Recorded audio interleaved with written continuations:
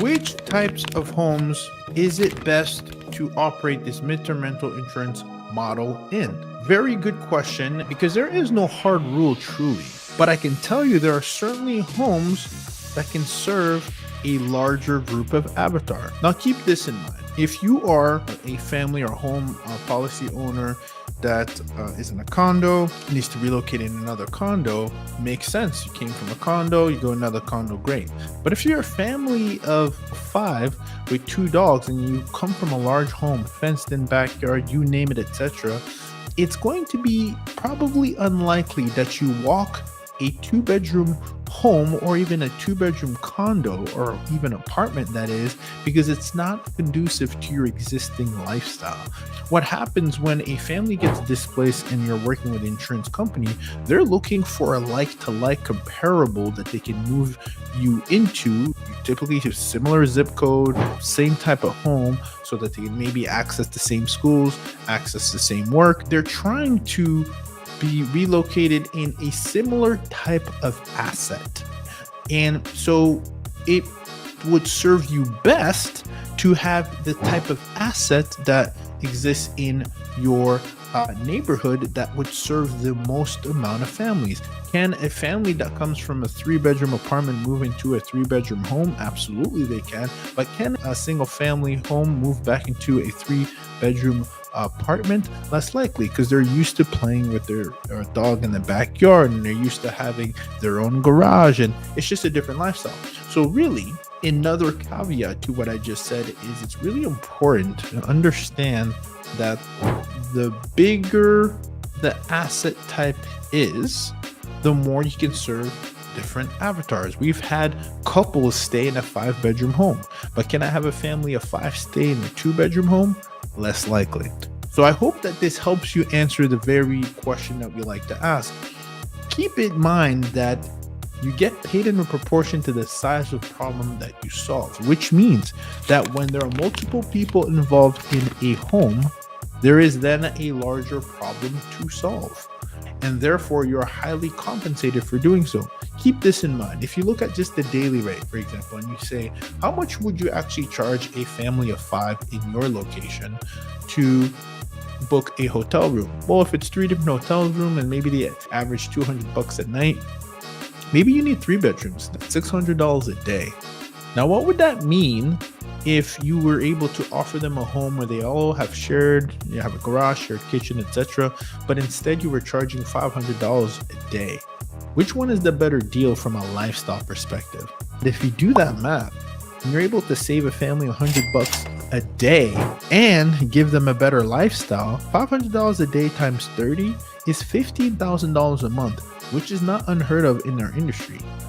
When you are solving a problem for 6 people, you're going to be compensated more for it, and you're also going to be addressing a lifestyle, either a lifestyle that is very similar to one that they had, or you might even enhance their current lifestyle by having your own backyard. Maybe you could even have a pool. Definitely not required, but those are things that people, when they're walking through many properties that they need to relocate for the next 6 months, they're going to factor into their decision.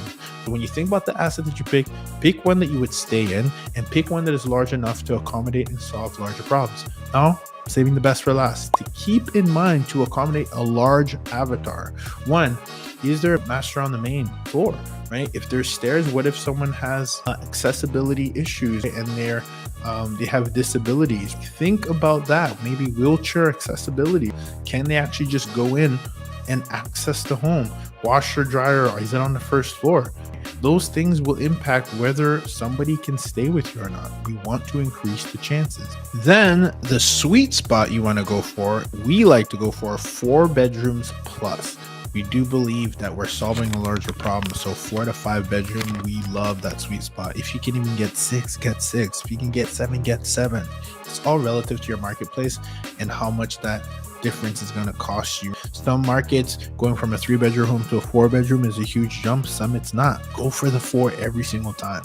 We also like to have fenced in backyards. That's for the pet, right? Some people will not be able to pick your home because they want to let their pet loosely run around the backyard freely without escaping, especially because it's a new environment. That is key and critical. Having grass, having a nice backyard, that allows someone to, it gives them an opportunity to be able to actually book your home. Stay away from carpet. Pet friendly. If you think carpet, people will even call it out that we like the home, but if it's carpet and I have my pets, I don't want to be charged for any damage that happens. If a pet actually ends up having some, urinating, etc., you can clean that, or you can mop it up. But if it's carpet, you're going to be on the hook for damages. People are aware of that. Stay away from carpet. Think about the functionality. I like having areas where you can set up a work from home desk, because what are people doing? What have we seen the workforce go towards? A lot of work from home. So do you have a dedicated workspace? Does not need to be a room per se. A room is technically has to have a closet, window, etc., but it can be a dedicated workspace. That's going to be a huge bonus for the majority of the workforce who are at least doing a hybrid model and working from home. So those are some of the things that I would keep in mind when thinking about what home should I buy, what home should I arbitrage. And then last but not least, another thing I like to do, your exit strategy. Keep in mind that maybe you don't get a midterm rental insurance contract away. So then are you close to a metro city so that you can run the short-term rental model? Are you in a position where there are no regulations so that you can do the short-term rental model? Do you have a permit in place? Do things the way, do it by the book. But those are the kind of questions I'm asking before I ask myself, does it work in my marketplace? I think about the asset type first, and that is the type of asset that I want to make sure that I'm getting to maximize the chances that I have to solve a big problem for a family, to be rewarded, to help the family, and then be highly compensated for doing so.